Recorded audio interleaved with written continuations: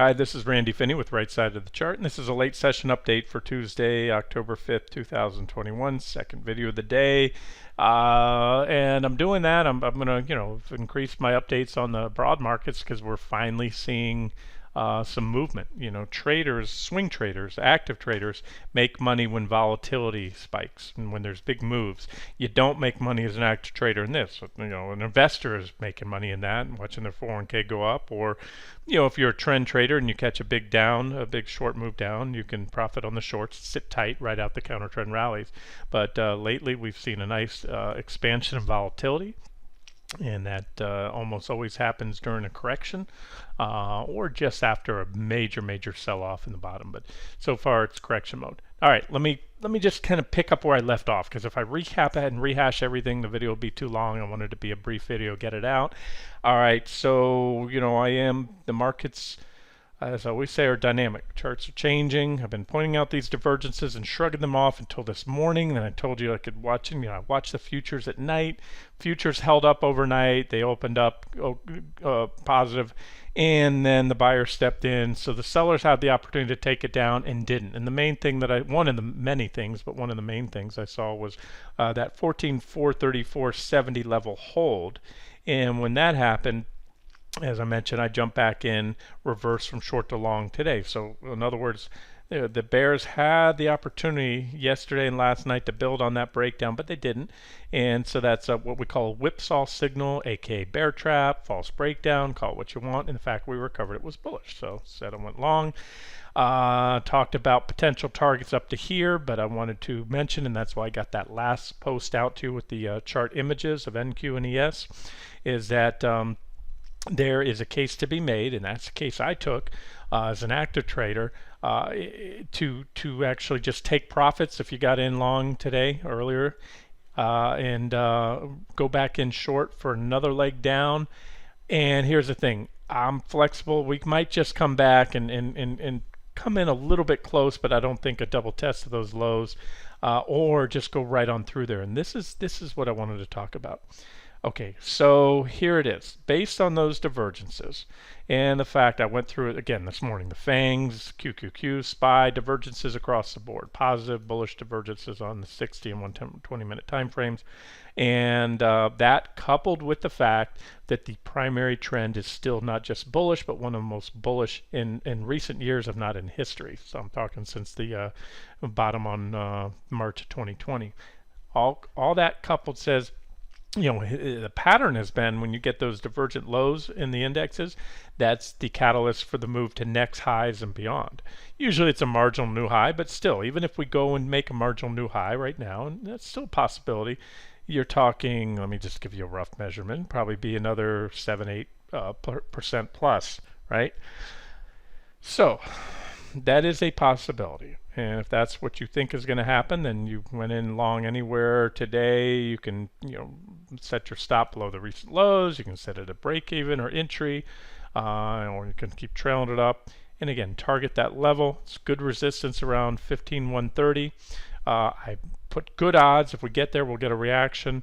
And then if we break out, then that's going to be quite bullish. And most likely, if we could break out there, most likely that would be the catalyst to new highs. But that's still at least a few days away at best. Now, okay, so that is, by me trying to look at this as unbiased as I can, the most likely outcome. However, I'm playing the odds. I'm taking the other side of it right now. I told you one option, because there's some pretty big resistance right here. You have that 14, 17, 20-ish level. I added another line here at 14,800. Why did I do that? Because I have a lot of reaction lows right there, a lot of reactions on that level, on or around it.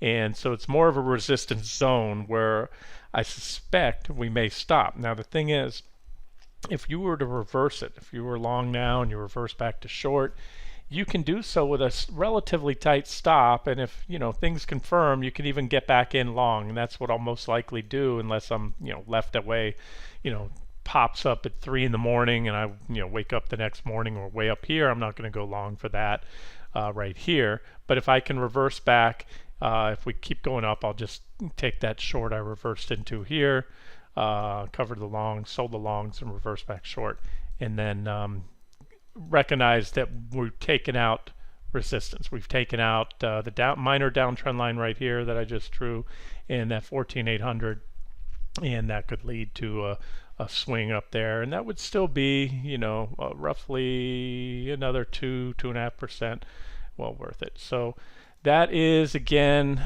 probably the most likely scenario right there. Run up there another 2.5% or so. But this one has nice risk reward, because if you use a relatively small stop around 1% or so, shorting here, getting back short, and the obvious doesn't happen, that's when you get the big moves in the market, and they're fast, powerful. So if we get rejected here, remember, it is resistance. Resistance is resistance until and unless taken out. It will probably come pretty swift and take us down to that next target there, about 14,050 on NQ and then T3. And so while the probability might be low, the risk reward is very favorable, because that's another good 5% or so drop down to that level. Yeah, it's about 5% down there from where we're at. So, you know, let's say a 1% stop loss gives you a 5-to-1 risk reward ratio, and you got to like those odds. At least I do. So that's NQ. I already gave you that chart, you know, with a screenshot earlier today before in the post before this one. And let me show you ES, and we'll move on to the ETFs. So ES, as I mentioned, you have a downtrend line there as well. I'm not as crazy about ES. First of all, I don't trade it because, as I always say, if you're trading the indexes, you're going to be they're going to move together, especially the large caps. That's a given. Almost any given day that Nasdaq's up 1%, or the SPY, the other one's up about that much. But it's very simple right now. ES, that's what we're looking at here, is up 1.46%. NQ, which we were just looking at, 1.78. So that's substantial. But you know, when you're actively trading, you're using futures, which are leveraged that extra, you know, 0.3%. It's very simple to me. The Nasdaq 100 is just more juice in it. It's more tech stock. So you're going to get the call on the market right. Why not trade the instrument that's going to put more money in your pocket? And that's why I like NQ. But I also like NQ right now. It's a better defined trend line. You had a lot of reactions where it generates right here at the highs, another distinct reaction there, another distinct reaction there. So it's a better defined trend line. So I just want to say that, and that is still a potential target. And if and when we get there, I'll give an update. As of now, if we get there soon, because there would be very little consolidation, I would most certainly expect a reaction or favor one. Doesn't mean guarantees one, but I'd say the odds are good. And that's if we even get there. But again, if we happen to get rejected here, something happens tonight before the close, into the close today or overnight, and we reverse, and then we start moving lower, especially if we take out the recent lows, it should be a swift move down, because I think today we'll have closed out a lot of short interest. A lot of shorts will probably cover, and a lot of longs and bulls probably think the worst is over. And again, I laid out the case. This is the best looking long setup I've seen in a while, and that's why, although this isn't the most likely scenario, if it happens, it would be most likely a pretty swift move down for the reasons I just said. It would kind of be a rut-row moment for the majority of market participants. Well, pretty simple. There's the higher probability trade, and still has about 2.5% left on the bone. If it's hit, that's the downtrend line plus that 15,130-ish resistance level on NQ. Or stay long if you're long. If you reversed anytime today, wherever you reversed, have it long, stop at least below the recent lows, if not higher, on your entry. Maybe raise it to break even now. Whatever you want. We may get a pullback here, and if it's just a minor pullback, heck, I might even cover on a minor pullback and then just sit back and wait for the next objective opportunity, whether it's long or short. So as of now, that's it. I've reversed right here. Next one up, let me just look at the index ETFs, and then I'll give you some other updates on crude, silver, nat gas. I want to update that one as well, and lumber. QQQ 60-minute chart, same chart we've been looking at for months now. There's was a big support zone right here, as labeled back then, support zone. Was also the second target where it was recommended for suggested for active traders to cover shorts, go long for the bounce, give you two targets. Second one was hit, uppermost target, and then we had the next leg down as expected, and that's where we're at now. And again, these divergences have continued to build, and they look there. That's see the PPO solid crossover. See how the PPO line is way above the before we had some crossovers and they were whippy and they didn't stick. Now we have that confirmed divergence with a clear crossover. So again, like I said, the probability favors that, and that's what the charts look like, and that may happen. And you know me, I may decide if I don't like what I see into the close, or for whatever reason I may be back long before the end of this video. So I usually don't update you minute by minute whether I'm long or short, because I'm all over the place as an active trader when there's volatility like this. But right now, I think we're going to get this today, at least a little pull back into the close, possibly more. And I said a strategy, you can just do a tight trailing stop, might keep you in it if we're going to take another leg down, or if you get going, maybe loosen that stop up a little bit. Or if you're long, same thing, trail it up here. But I wouldn't go long right now because we're at that minor downtrend line resistance with the resistance zone just overhead. So if you want to go long, my opinion, you should wait now for a breakout. You missed the, if you missed this move up, you want to wait for a breakout because we could pull back. Probably will have some type of reaction and then break above the top of the zone. Comes in around about 362 right there. And then the downtrend line, and then there's the gap. Remember, traders love these gaps. This one, as suspected, was backfilled. A lot of gaps are often backfilled before a trend resumes, and this one has yet to be backfilled. So that also aligns with that, that price resistance just above the downtrend line. And then the next target, if we can take that out, would be this. And if and as each of these levels, this one first, the top of the gap, then this 374, 375-ish resistance. If and as each of these three levels are taken out, that is a check mark for the bulls. Ideally, this would be the best, the most bearish scenario right now, to just see a rejection here when things look so good, to see this bounce get sold into and faded 100%. Very bearish, and at minimum we'd hit my third target, I believe. Otherwise, we do this, it's still maybe a counter trend bounce before the move down to the next target, but then, like I said, check marks here. This is where the bearish case starts to chip away. It means these divergences are playing out, resistance levels are being taken out where sellers, quote unquote, should be stepping in, and that's why check marks for the bulls here. Until then, nothing. Nothing has changed in my outlook as long as we remain below that level right there. All right, hope that makes sense, guys. And it's a relatively small range. If you're, this is little micro calls, so if you're still short swinging down, you're only talking another 2.5% or so up right there. All right, so that's QQQ. There's SPY, same story. We hit our T5 yesterday, which, remember, SPY fell to support. This was a long-standing target. It was hit yesterday. Positive divergence in there. And the buyers have stepped in so far. And that may be the end of the correction. It's quite possible. However, there's still a lot of resistance overhead. There's your downtrend line on SPY. It looks a little bit better on SPY than ES. Quite a few distinct reactions. And that trend line's not that far up. So again, there's probably minimal upside before reaction from here. So if you shorted and keep a stop, that's less than 1%. And then just above that, you have the gap too. If they get, sometimes with gaps, it's either the top or the bottom that acts as resistance. So we could rally up there, hit the bottom of the gap, and you'd hit the trend line at the same time. Most likely get a reversal there. How far it goes, hard to say. Could be that, could just be that. And then the next resistance, top of the gap, it's also price resistance around 442, and so forth and so on.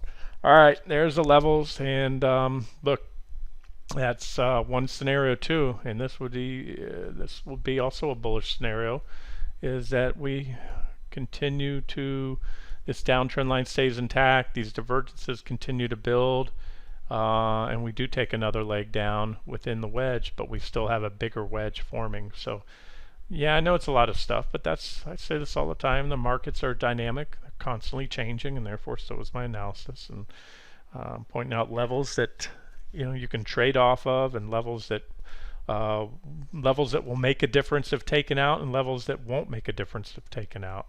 So in this case, 442 really. Anything much above that, bulls start getting check marks, and the bearish case starts to whittle away. It doesn't evaporate over one single level or one single event, but that's where it starts to diminish above that. That's actually right there, 442. And what I just showed you on QQQ as well. Okay, nat gas. The other day, the update before the previous, I showed you a different chart on the update. The second to last update, I showed you this daily chart, and I've actually showed this quite a bit. We had resistance here, the previous reaction high at $5, which were roughly 480, something like that, which we went through. It was resistance there. But you also have this major reaction high right here, and that's what we hit recently. And we're right above there, right around there now. We're at NGs at 6,313 right now, natural gas futures. This is an end of day chart, so forget about that. We're right about there.